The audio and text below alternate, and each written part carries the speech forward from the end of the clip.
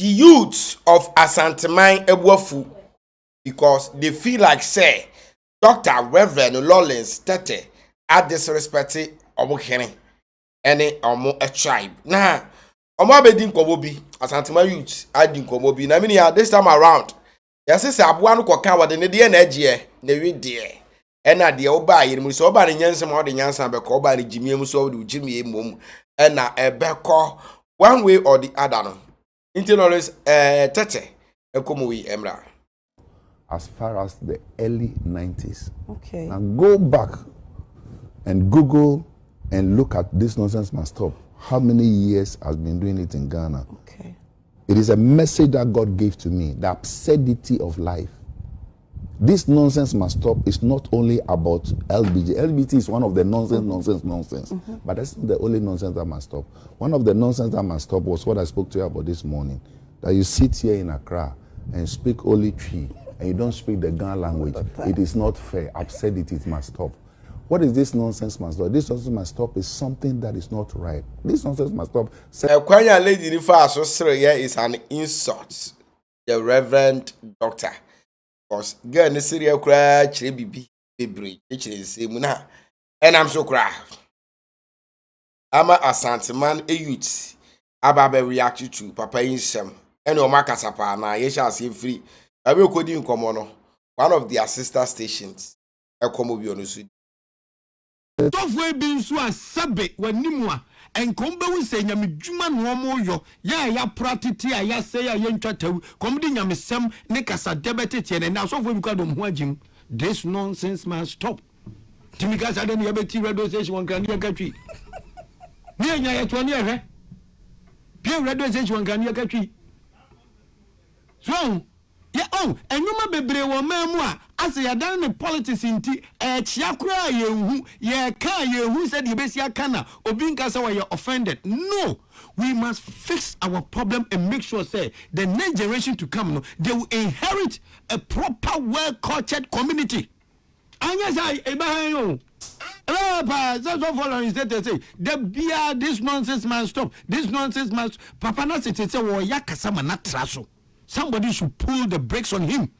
Only careful now. In case of baby, yes. I around some. I around some pa. Maybe I more Kumasi. Zuria FM. So Kumasi. Zuria omuka kamukasa hausa near the day. Even Peace FM kwa mustati na aibekasa enkrankasa ni nyina di mo akwati. Mo injisa wo challenge bi kwa na obe channel through the owners of the business. Now here account radio stations are Ghana ha. Any adwumaso account radio stations see aye. Now betina kaje yetenkane akatwia. Oh, ofane. Kwa mini Bishop.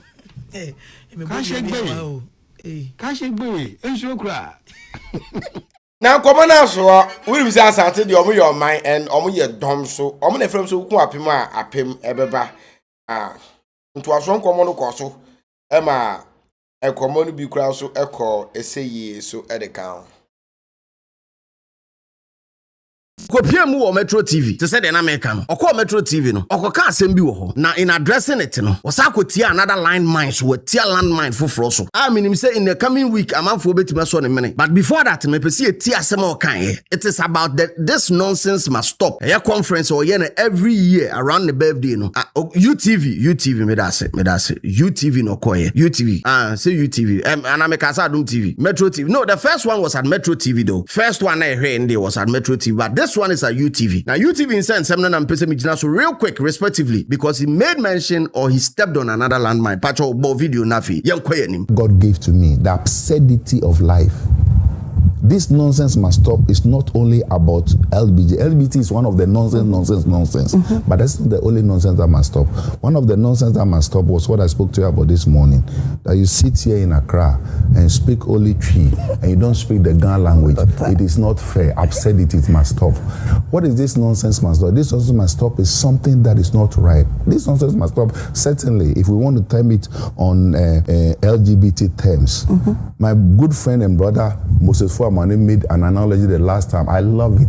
He said, if you say it's your right, Put this water in your ears. If you are thirsty, where do you drink from? Your mouth. Yes. So if you put it from your ears, are you not mad? Is it not inhuman? Of course you can't. Now, you know now. I said this nonsense must stop. No, I say we no kafa.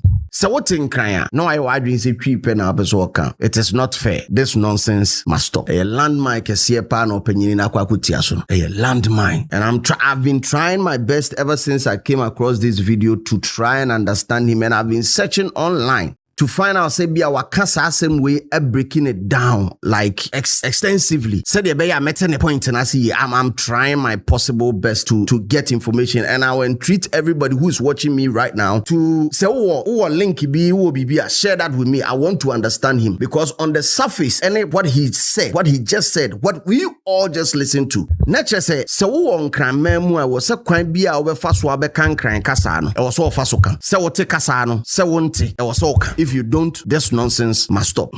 Landmine way opinionated so na no a thing. And I want to choose my words well. Number one, because he's an elderly person. Number two, he's a man of God, a religious man. As a matter of fact, as to if you believe it or not, I know you wasn't. But media oye penny into media need ye be man to me choose me words here.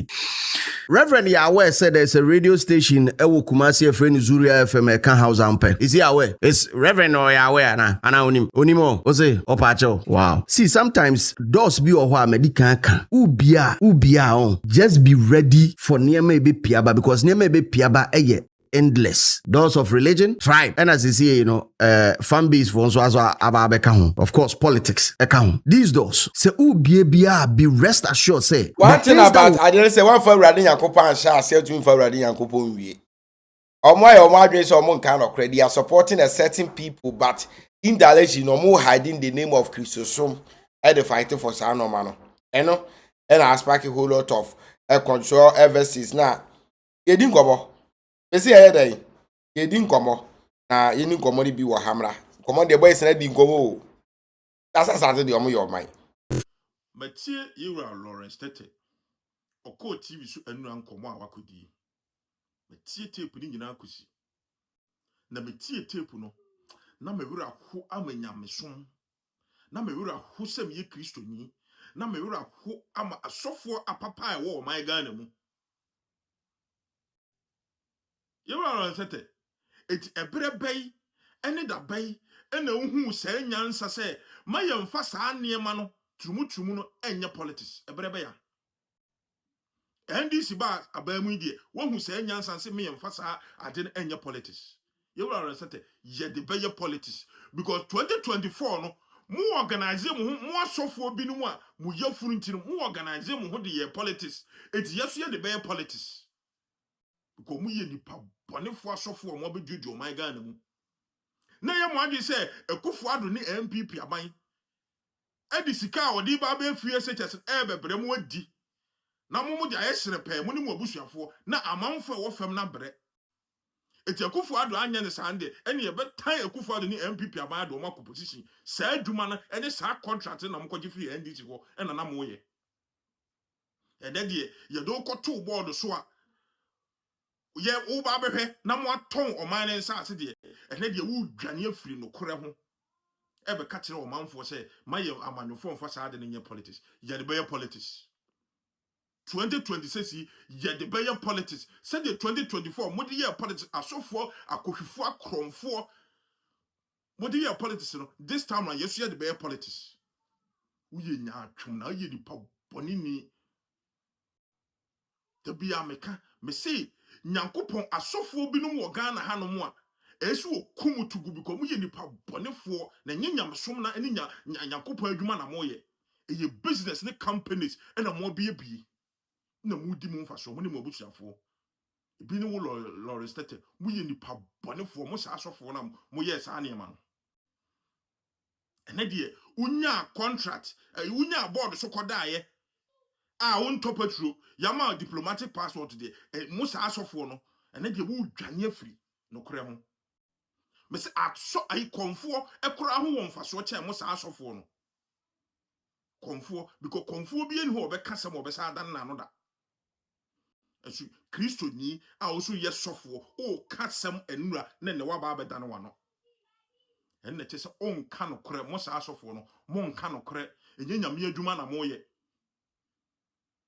MPP aban wa ban mu di a ɛne yɛbɛka nsɛm agu ne so agu aban n'anim ase bɛ NDC ba deɛ na mu nyina because wɔnyɛ NDC deɛ ɔbɔ ɔmo kyɛ sika ma mo edi nti no ɛne yɛ defend aban no so wobɛyɛ politics a hwɛmu na yɛ politics wobɛyɛ nyame adwuma hwɛmu na yɛ wo nyame adwuma mo yɛ nipa bɔnefo asɔfo ɛna mu di ɔman Ghana mu na de o bedwane afiri no korɛ no ho ɛnyɛ wo na obedi no sɛ Akufo-Addo ansan sa bill na obe macha ko Jubilee House no now this nonsense must stop nyɛ wo na akeka asansɛm nyina asɔfo obedi na simpie so di wo matam asɔfo mpanifo odi na simpie so di wo matam wo man Ghana mu a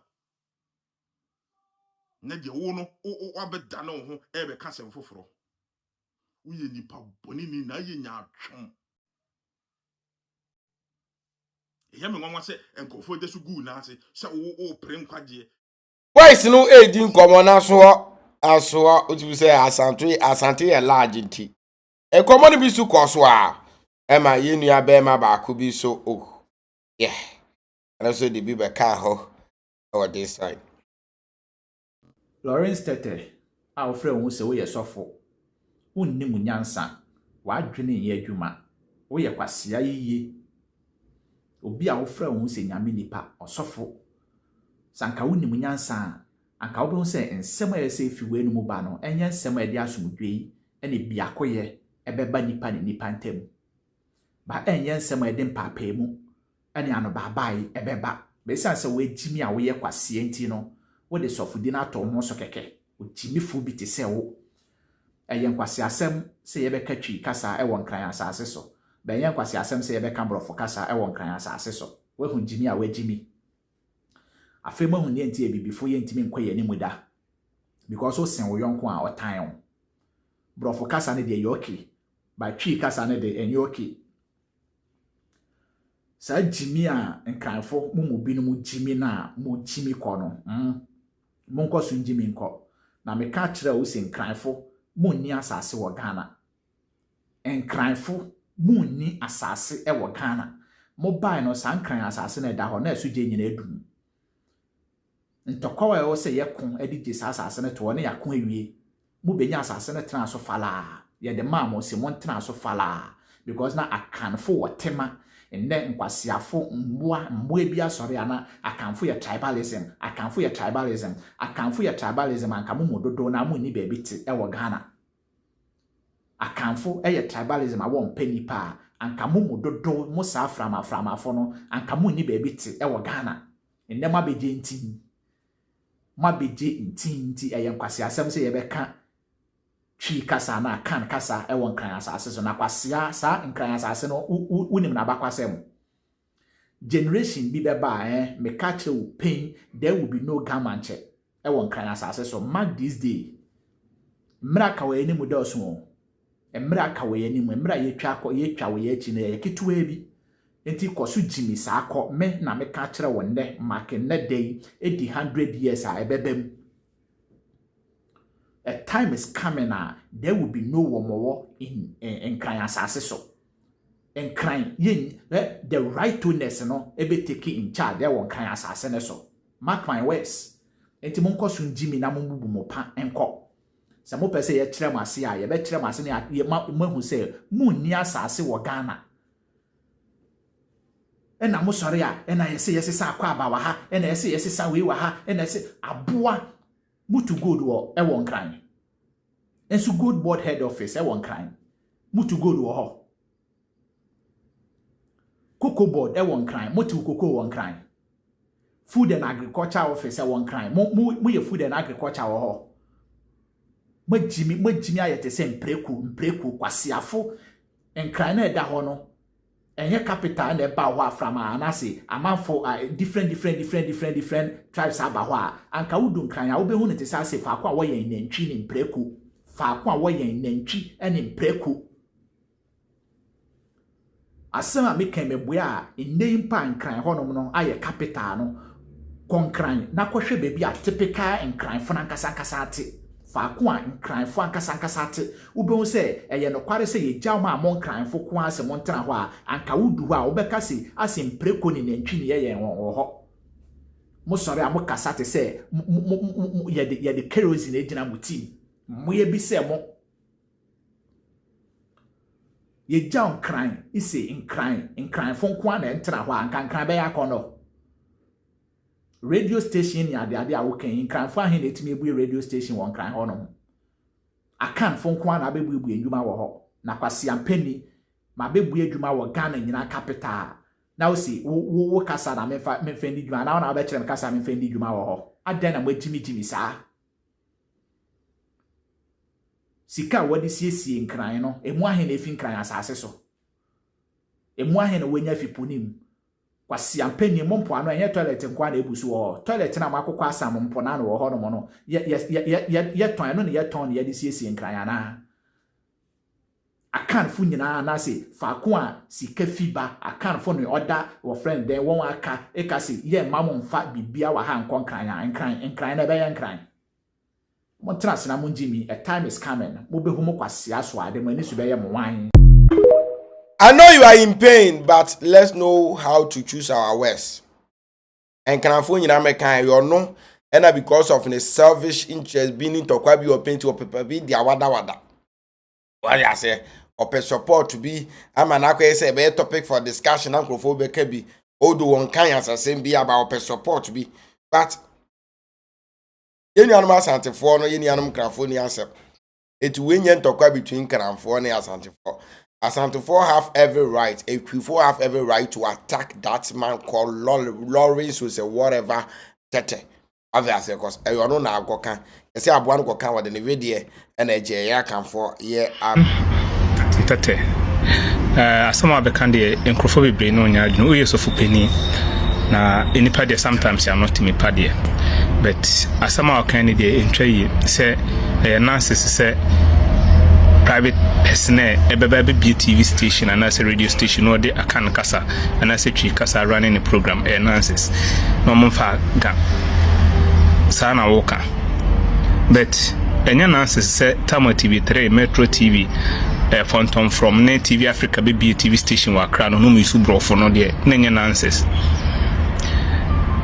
sometimes mumu bi say na mama mo kwan na nkrofo abekasa atia no kwase say because what build the good name e dey ama ho de ne si ho kwan say obonu so beba be ne branch okumase ana asesirim no mo de ga kasa na ranu mu eni me bo ma nyame na aye ne sa samade bi ho mo nyankopon na enipa ye ho hwe enyi akan kasa e trenu o Ghana bebrebe nyame na aye ne sa obi en ho bitimi aye amana yi if se hwe sa kan kasa enfantini ka fantia asantinite bunu nite yete ho ase akuapim nite what you say the same thing na achimni at what your tribe say amaboboboboy the same thing na achimni eka na achim kasa asantini ni akamfo ni nyinate odo say ensesan ketenkete bi na bebebem na nso yete enu nti na ma akan kasa no anase twi kasa no etimi ko akiri